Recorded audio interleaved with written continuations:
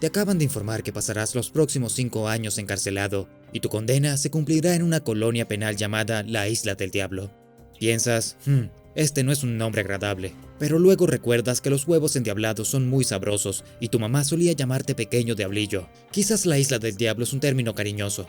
Tal vez no, porque en tu camino un sujeto a tu lado, también con esos grilletes a la moda, te dice que las 3/4 partes de las personas que van allí no regresan. Preguntas, ¿qué quieres decir? ¿Qué piensas? Responde, es el infierno en la tierra, entras y mueres. Sacre bleu, piensas, porque en realidad eres francés y normalmente no dices cosas como santo cielo. Tendrás que escapar, pero como pronto descubrirás, será muy difícil. La razón por la que va a ser tan difícil es porque te quedarás en una isla casi desierta. De hecho, cuando llegas allí te sorprende bastante que te permitan deambular un poco. Incluso puedes dormir en una habitación grande con otros sujetos. La desventaja es que la mayoría de ellos son asesinos. Es cierto que muchos hombres que entran no salen, y justo después de que llegaste viste a tipos muertos en camillas. Intentas formular un plan de escape, pero viendo que estás atrapado en una isla frente a la costa de América del Sur, regresar a París podría ser un poco difícil. Pero un día escuchas susurros de otros presos, cuentan historias de fugas asombrosas. Piensas, yo también pasaré a formar parte de esas historias. Solo esperen y miren. Sabes que estás en una isla que forma parte de las Islas de la Salvación. Sabes que estás en el Océano Atlántico y a unos 14 kilómetros del lugar habitado más cercano en la Guyana francesa. Así que esa será tu primera parada en tu ruta de escape. Es hora de comer y descubres que la ración diaria consiste en un plato de sopa fina, una verdura solitaria, 1 kilo de pan y 250 gramos de carne, lo cual no es mucho una vez cocida. Sin embargo, es suficiente para sobrevivir hasta que salgas. Bien, es hora de averiguar la verdad sobre este lugar, y afortunadamente conoces a un tipo que forma parte del 25%. Ha estado en la Isla del Diablo desde 1938, así que son 6 años y todavía no está muerto. Su nombre es Jean Paul. Es un asesino convicto, pero además de matar, su otro pasatiempo era estudiar historia. Lo sabe todo sobre la Isla del Diablo y otras colonias penales francesas. Duerme en el mismo bloque que tú, así que tienes tiempo de charlar con él. Ambos toman asiento y le dices que quieres tener una lección de historia. Está bien, Víctor, te dice. ¿Cómo puedo expandir la mente de un hombre de un barrio pobre de París? ¿Qué quieres saber? Todo, respondes emocionado, aunque no te gusta el tono de su voz. Te dice que están en una isla muy pequeña. Tiene un tamaño de solo 34 acres, así que ir de un extremo a otro no es exactamente una caminata larga. Observas que los muros de la prisión no son tan altos y Jean Paul ve la esperanza escrita en tu rostro. Te recuerda que la mayor parte del tiempo estás encadenado y luego te informa que el agua está llena de tiburones. También dice que si te atrapan tratando de escapar, lo que te espera es un infierno especial si los guardias no te matan a golpes primero. Dice que hablarán de eso, pero primero un poco de historia. Jean Paul te dice que en el siglo XVII si cometías un crimen atroz podías ser condenado a ser un remero en una galera francesa. Esto era básicamente esclavitud y todos los hombres remaban hasta morir. Rema hasta que te vayas, es como lo llamaban los convictos. Se supone que esto es para hacerte sentir mejor, asumes. Dice que después que se retiró la flota de galeras, los hombres trabajaban como prisioneros en los muelles, pero algunos fueron enviados a islas lejanas. Las islas no eran un paraíso porque estos sujetos estaban varados, podían morir de hambre, así que trabajar en los muelles era una vida mucho mejor. Al menos allí tenían esperanza. Jean Paul te dice que en 1832 el gobierno francés creó al menos algunas leyes que aseguraban que los prisioneros tuvieran al menos las cosas básicas para sobrevivir.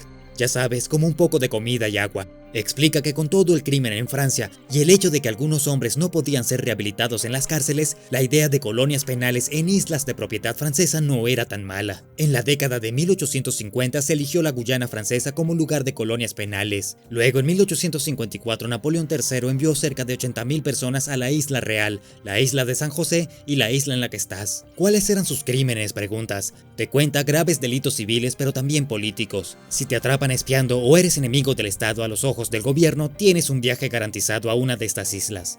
Dice que eres afortunado en muchos sentidos y luego explica por qué. Primero, obtienes bastantes descansos del trabajo inútil que estás haciendo, y eso se debe a que muchos hombres simplemente mueren haciendo ese trabajo. En este momento el gobierno francés no es tan duro, y dice que hay una buena razón por la que el transporte a la colonia penal se llama guillotina seca. Te dice, de hecho tienes suerte de haber llegado en una pieza.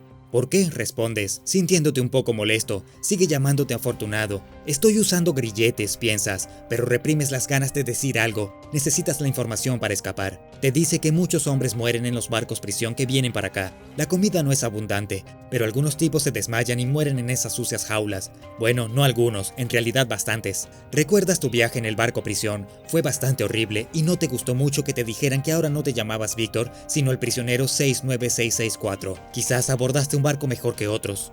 John Paul dice que, dado que siempre existía la posibilidad de motín y los marineros fueran asesinados por prisioneros, se toman una actitud dura. En su barco, los hombres fueron escaldados con vapor caliente solo por quejarse. Dice que una vez los sujetos empezaron a cantar y los guardias no les gustó mucho el estallido jovial. Cerraron las puertas y arrojaron palos de azufre a las celdas. Los hombres casi mueren asfixiados. Merde, susurras. Exacto, te dice, y continúa con su morbosa lección de historia. Te dice, la cuestión es que la mayoría de los hombres que vienen aquí nunca volverán a Francia. No es porque sean golpeados por los guardias, sino que si no te comportas se asegurarán de que mueras de hambre. Es verdad, tu familia en casa podría enviarte comida y ropa, pero los guardias tomarán su parte de esas cosas y si los molestas mucho no te darán nada. Tenemos un dicho aquí, y es que los guardias vienen con un baúl de cosas y se van con 6. A los prisioneros no nos gusta mucho, la gente a veces se muere de hambre. Esto hace que te quieras ir aún más, y luego te dice que los mosquitos portan enfermedades, y muchos contraen alguna de estas enfermedades tropicales y mueren. Incluso si tienes los nutrientes adecuados para sobrevivir, hay muchas otras formas de morir. Otra razón por la que podrías tener una estadía prolongada es el hecho de que algunos hombres son condenados a residencia forzosa. Es curioso, nunca has oído de eso. John Paul te dice que algunos convictos terminan su sentencia y se convierten en guardias, una práctica conocida como doublage. Te dice, pensarías que con todo lo que han pasado estos tipos serían comprensivos, pero en realidad son los mayores idiotas. Otros tienen que quedarse en la isla no como prisioneros sino como residentes. Obtienen un poco de tierra y una casa. Pero eso no los salva de las enfermedades tropicales. Francia no los quiere, se convierten en exiliados indefinidamente, te dice John Paul. Otro problema son las revueltas. Te habla de la revuelta de la isla de San José en 1894, cuando unos tipos mataron a 4 guardias a machetazos. Los presos ni siquiera salieron de la isla. La infantería llegó al día siguiente y los mató. Dice que este lugar está lleno de matones y bandidos, y que te matarán en cuanto te miren. Se acercarán sigilosamente a tu cama por la noche y te degollarán si tienes algo que quieran. No veo ninguna tumba, le dices a John Paul, con un toque de sospecha en tu voz. Tal vez la isla del diablo no sea tan mala como parece. Eso es porque cuando mueres, y te aseguro muchos morirán mientras estás aquí, llevan al tipo al borde de ese acantilado y lo arrojan al océano. Básicamente es hora de comer para los tiburones, y esa es una de las razones por las que les gusta andar por aquí. Nos hemos convertido en un café realmente conveniente para ellos. Si pudieran hablar dirían, gracias a Dios por el crimen. Hay un dicho por aquí, por la miseria de cada criminal alguien o algo se está beneficiando. John Paul está resultando muy deprimente. Se da cuenta de tu expresión y parece disfrutarla. Ni siquiera te he hablado todavía del confinamiento solitario. Oh Dios, te dice, había un tipo aquí llamado Henry Charrier. Lo llamábamos Papillon. Este tipo era un maestro del escape, pero cada vez que salía de una colonia terminaba siendo atrapado de nuevo. Finalmente lo enviaron aquí porque la isla del diablo es el único lugar del que nadie puede escapar. Bueno, eso pensaban.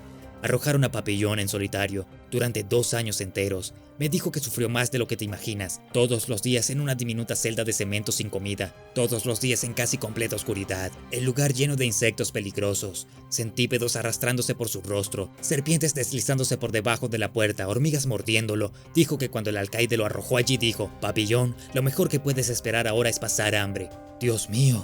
Sí, eso es solitario en la isla del diablo. No se te podría ocurrir una pesadilla peor si lo intentaras. Que Papillon no muriera de hambre o enfermedad es un milagro. ¿Qué? ¿Sobrevivió? No solo sobrevivió, un día simplemente se había ido. Quizás lo mataron. No, se corrió la voz de que Papillon estaba fuera de la isla. Ido. Escuché que había hecho una balsa con cocos. Eso es, piensas, y empiezas a buscar cocos. Pero sabes que está a punto de decirte algo que te hará decaer. John Paul te dice que después de la fuga de Papillon, los guardias se han vuelto paranoicos. Si tienen la mínima sospecha de que quieres escapar, te romperán los huesos y desearás no haber soñado nunca con la libertad. Te cuenta que algunos hombres los han golpeado por caminar despacio y cojeando después de recibir una paliza. Vio a un carcelero matar a un hombre a tiros solo porque el hombre dijo que estaba cansado y luego se negó a talar algunos árboles para hacer un claro. No han sido tan malos conmigo hasta ahora, le dices.